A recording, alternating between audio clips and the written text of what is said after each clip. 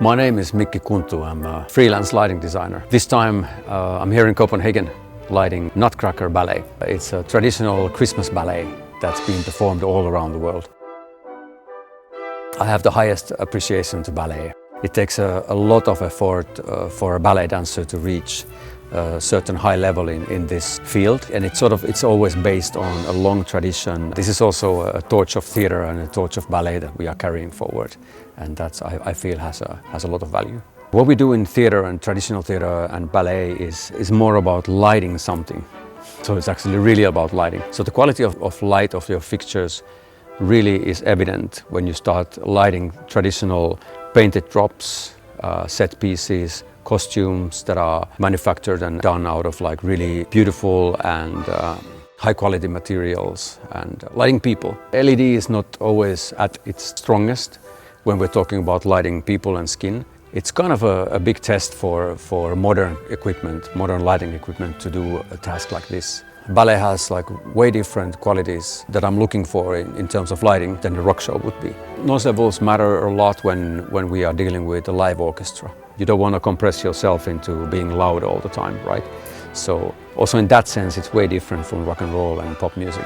So we do enjoy the dynamics of the music, so we want to go really silent, or even to silence.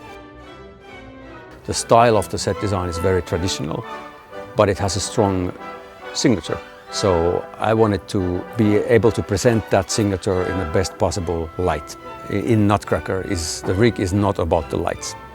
The rig is all about the sets. There's a lot of details, there's a lot of depth of color in the sets that can be revealed in different kind of layers for different scenes. Therefore, the lighting rig is not about presenting a great lighting rig, right? In terms of, wow, what great lights we had.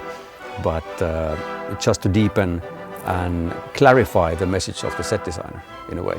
Technically, we have as front lights some Martin Ancors that are sort of doing a basic job of a good quality front light, changing colors every now and then. The main fixture as backlight is the new Viper XIP, which is a very good quality spot. And I was actually kind of surprised that it delivers such a clean, sort of like flexible range of colors in good quality. I have Mac Ultras.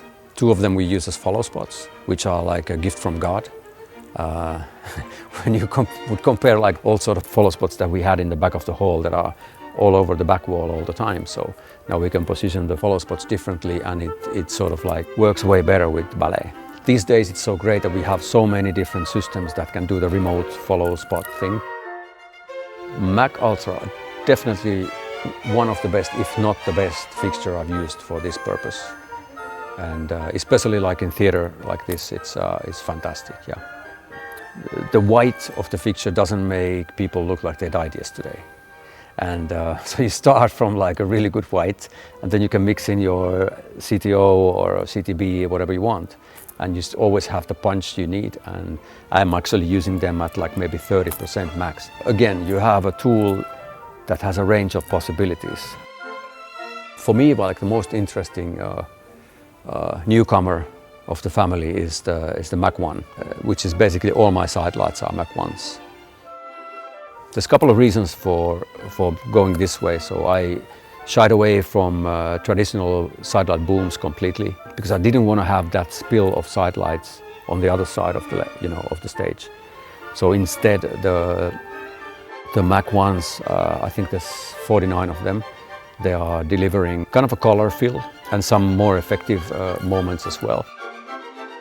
I was kind of waiting for this kind of Fresnel type of smaller moving light to come out, and the Mac 1 delivers that quality. And I also use Mac 1s on the ongoing Apocalyptica tour as side lights, and also there they work really nicely. I like them a lot. Mac Auras are our backlights, a bit of lighting also on the backdrop. Mac Aura, of course, is like a workhorse of the industry. It's closing almost as big of a workhorse as the Mac 2K was. I think the overall quality of light in all of these fixtures is very high. And it's very easy for a designer to start from that kind of point where you don't have to sort of like find ways around your fixtures first, right? So if you choose a spot that requires you to, let's say, green filter or pink filter it to start with. That's already losing money, right? So you are throwing part of your budget down the toilet because you have to filter out what you pay for. So in that sense, like with these fixtures, you don't need to do that. You can start from that white and you can adjust the white and all that. So yeah, the quality is really good. Martin products are the line of fixtures, the spectrum of fixtures looks really good. To me, it's a safe choice. I've been working with a big Martin rig at Finnish National Opera, for example, for years, and I can see how the fixtures are behaving in this kind of like very heavy everyday use, because you know that there is a quality there in the front light, there is the quality in your side lights, there's the quality in the back lights, so you know what to expect. You're always happy to go there. When you step into a new production, you first of all have to understand like, what am I in this?